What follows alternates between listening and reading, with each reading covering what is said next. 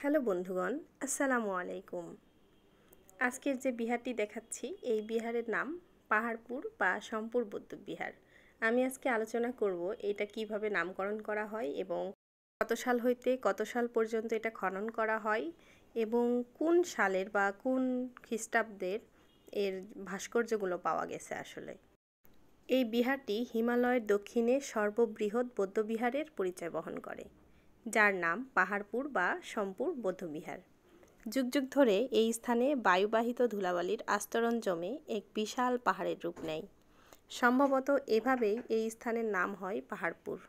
1923 খ্রিস্টাব্দ হতে 1934 খ্রিস্টাব্দ পর্যন্ত এটা খনন করা হয় এবং পরিস্রোতে 479 খ্রিস্টাব্দের বহু নিদর্শন পাওয়া যায়, যা ব্রোঞ্জ ভাস্কর্য, পোড়ামাটির ফলকচিত্র, ধাতব দ্রব্যাদি, রৌপ্য মুদ্রার মাধ্যমে এর সন্ধান মেলে। পাহাড়পুর বিহারের উত্তর দক্ষিণে 922 ফুট এবং পূর্ব পশ্চিমে 919 ফুট বিস্তৃত। বিহারের উন্মুক্ত আঙিনায় 177টি ভিক্ষু কক্ষ রয়েছে।